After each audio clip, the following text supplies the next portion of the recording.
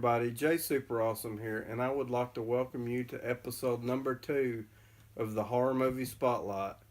In this episode, we will be taking a look at random horror movies from my VHS collection. It should be fun, so let's get started. Okay, up first is Goodnight God Bless. In the frightening world of shadows, some shadows hold the darkest nightmares, and this nightmare has just begun. Enter a psychopathic killer, a spawn of hell disguised as a priest who viciously stabs his victims to death. The dead are the lucky ones, the unlucky ones are those who survive. Somewhere in the darkness, something evil has risen, and it knows what scares you. There's nowhere to run, nowhere to hide. It will find you. It will hunt you. It survives on fear. The innocent are at its mercy as it reaches from the gates of hell in unholy union with the devil to devour, desecrate, and capture your soul. And it's chosen its victims. Good night, God bless. Your nightmare has arrived. Up next is Dead of Night. The silent beacon of a desolate lighthouse now echoes with terrified screams of a sadistic killer's victims. The thick fog, smothering the lonely island, holds a danger far worse than the jagged rocks of its shores. His name is Leo Rook, and he wants you dead. Part human, part hunter, all evil, Rook methodically stalks his prey to satisfy a demonic bloodlust. There's no escape, no place to hide, and no way to stop this furious madman. He's the killer in the dark who controls the nightlight. Don't close your eyes. Up next is Watchers. They were created in a top-secret government laboratory, enhanced by genetic masterminds, given superior intelligence, and bred to be the perfect weapon. Now they are on the loose. From the pages of Dean R. Kuntz's best-selling thriller, Watchers explodes onto the screen with relentless fury, more terrifying than any nightmare.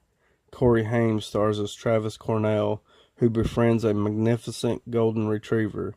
Little does he know that this extraordinary dog is about to lead him on the most bizarre and terrifying adventure of his life.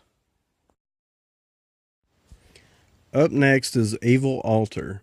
He creeps into you and possesses you before you even know what hit you. Ask him. He wants to help you. Help make every nightmare come true. He is the devil's chief accomplice, a warlock dedicated to the practice of black magic, who can take you so far down even the living can't hear your prayers. He holds an entire town hostage, and when a stranger stops for gas and his son disappears, no one can help him, not even the sheriff. Because one way or another, they are all indebted to the warlock. Before his son is offered in a horrifying ritual of sacrifice, the stranger just may have access to the one thing that can put an end, once and for all, to the evil one's madness. But one false move and hundreds of lives are at stake, and whoever's blood hits the altar first is destined to be the devil's final sacrifice. Up next is The Stay Awake. An executed murderer is reincarnated as a satanic demon sworn to torture the living. He invades a secluded girls' school on the night of a stay-awake party. This angel of darkness unleashes a vicious attack of lust, death, and destruction on the 8 young, innocent girls. Their pretty young teacher gallantly faces up to the full fury of the terror in a cinematic battle that pits beauty against beast. Next up is Blue Monkey. Take a 50s style film in the tradition of Them and The Fly, cross it with the spectacular effects of the 80s, and you've got Blue Monkey. This bizarre tale of horror begins in a greenhouse where a mysterious plant rubs its first victim the wrong way. So wrong that he lands at County Memorial Hospital where he gives birth to a hideous worm-like creature. Police Detective Jim Bishop and the doctors Glass and Carlson manage to contain the thing, but within hours, the blue monkey has developed into a grotesque insect of gigantic proportions. Now roaming the corridors looking for its favorite food, human bones, the creature is virtually indestructible. And when it produces an egg laying female, only one course of action seems apparent: blow the hospital and everyone inside away. Next up is the Granny. Granny gets no respect from her greedy family. Only Kelly truly cares for Granny. The rest only feigned love, hoping to inherit Granny's fortune. When Granny dies, the family even cheats Kelly out of her inheritance. Their money-grubbing glee turns to horror when Granny returns from the grave for revenge. An ancient potion has given Granny eternal life, with ghoulish consequences. Now, Granny intends to kill everyone and reunite them as a family of the undead. It's up to Kelly to stop the treacherous Granny. Up next is Blood Salvage. Don't break down in Jake's part of town. It could cost you an arm and a leg. Jake Pruitt and his boys run a lucrative parts business out of their auto salvage yard. But it ain't just auto parts they're dealing.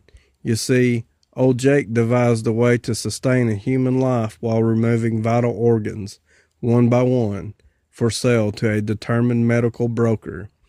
When Mr. Evans and his family experience a little engine trouble while on vacation, Jake falls head over heels for the beautiful blonde daughter, April.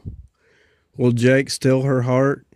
Keep an eye out for Jake. He's looking to turn your trip into a permanent vacation.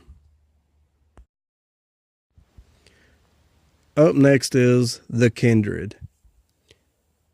Dr. Amanda Hollins, a molecular biologist who, in distress and ill health, confides in her son, John, that he must destroy her secret genetic experiments. For years, she has covertly worked on a project known only as the Anthony Journals. Who's Anthony? Questions John. Your brother, cries his mother just before her death. From her natural son's living tissue, Dr. Hollins has created a half monster that sits dormant in her basement. Dr. Philip Lloyd, the twisted mind behind these demented experiments, who will stop at nothing to alter the path of human evolution. Now John and his friends rush home to carry out his mother's dying plea, but something has gone haywire. Anthony has come to life, an oozing, tentacled, slime-covered creature growing ever larger by the minute.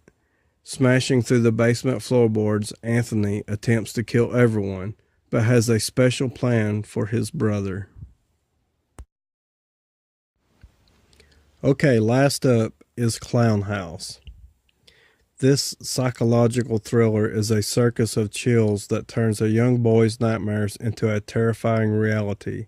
As long as he can remember, young Casey has been terrified by clowns. Now he has a good reason. His fears come to life as three deadly clowns slip inside his house while Casey and his brothers are home alone. Sibling rivalries give way to a fight to survive as the three brothers confront Casey's worst fears. Now they see them, now they don't. It's impossible to say where the next ghastly face will appear in this non-stop game of cat and mouse. Okay, so there you have it. 10 random horror movies from my VHS collection. I hope you have enjoyed it. Please join me again next time for episode number 3, as we will be taking a look at the horror movies of the 1980s. Please like, subscribe, and comment below. Let me know what you think. And thank you for watching.